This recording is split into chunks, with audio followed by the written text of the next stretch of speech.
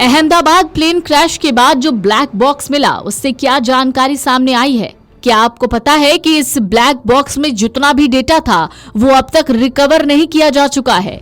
क्या आपको पता है कि इसमें कई डेटा ऐसे हैं जो सामने ही नहीं आ पा रहे हैं? क्या आपको पता है कि इस प्लेन क्रैश के बाद ब्लैक बॉक्स भी क्षतिग्रस्त हो गया है?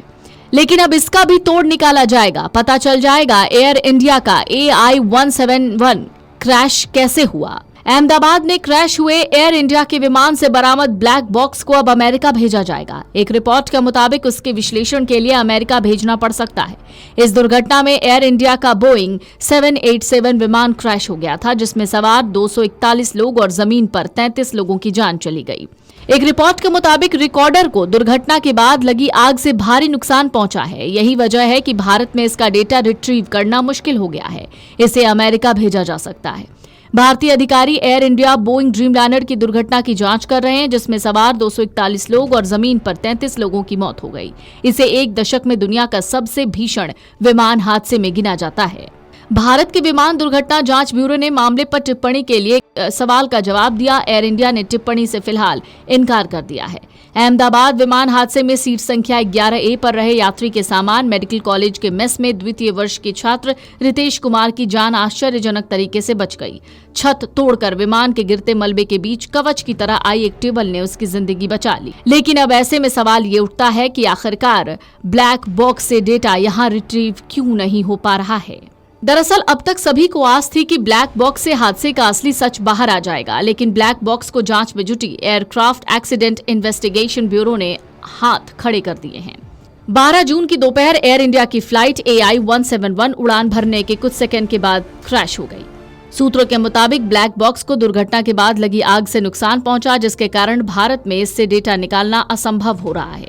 दिल्ली में AAIB की प्रयोगशाला पिछले साल बनी थी, लेकिन ये अभी इतनी सुसज्जित नहीं है कि क्षतिग्रस्त ब्लैक बॉक्स से डेटा निकाला जा सके। लिहाजा ब्लैक बॉक्स के फ्लाइट डेटा रिकॉर्डर यानी FDR और कॉकपिट वॉइस रिकॉर्डर यानी CVR को अब जांच के लिए अमेरिका भेजा जाएगा। अब ब्लैक बॉक्स के FDR और CVR की जांच वॉशिंगटन स्थित नेशनल सेफ्टी ट्रांसपोर्ट बोर्ड की प्रयोगशाला में होगी। जांच के दौरान रिकवर किया गया डेटा AAIB के साथ शेयर किया जाएगा। अंतर्राष्ट्रीय नियमों के अनुसार दुर्घटना जहां हुई है, जांच की जिम्मेदारी भी उसी देश में होती है। लिहाजा NTSB की टीम भारतीय अधिकारियों की निगरानी में ब्लैक बॉक्स को अपनी प्रयोगशाला ले जाएगी ताकि सभी नियमों का पालन हो सके। जांचकर्ताओं के मुताबिक FDR से उड़ान के समय गति, ऊंचाई, इंजन परफॉर्मेंस जैसे टेक्निकल डेटा मिलते हैं, जबकि CVR से पायलट की बातचीत, कॉकपिट में आए अलर्ट की जानकारी सामने आती है। इससे हादसे के पहले और बाद के हर सेकंड की तस्वीर साफ हो सकती है। रिकॉर्डर को हुए नुकसान को देखते हुए डेटा निकालने में 2 दिन से लेकर कई महीने लग सकते हैं। विशेषज्ञों को चिप को सर्किट बोर्ड से अलग करना होगा ताकि अधिक नुकसान न हो। इलेक्ट्रॉनिक सर्किट की स्थिति की भी जांच होगी। फिलहाल जांचकर्ता ये भी पता लगाने की कोशिश कर रहे हैं कि क्या विंग्स के फ्लैप सही तरीके से खुले थे, लैंडिंग गियर क्यों नीचे आया और कहीं फ्यूल में गड़बड़ी या इलेक्ट्रॉनिक फेलियर तो नहीं हुआ जिससे इंजन बंद हो गए। Video desk amarujala.com।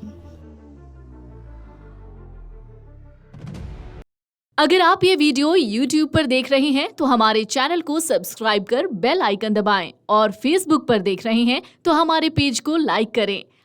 अगर आप ये वीडियो YouTube पर देख रहे हैं तो हमारे चैनल को सब्सक्राइब कर बेल आइकन दबाएं और Facebook पर देख रहे हैं तो हमारे पेज को लाइक करें।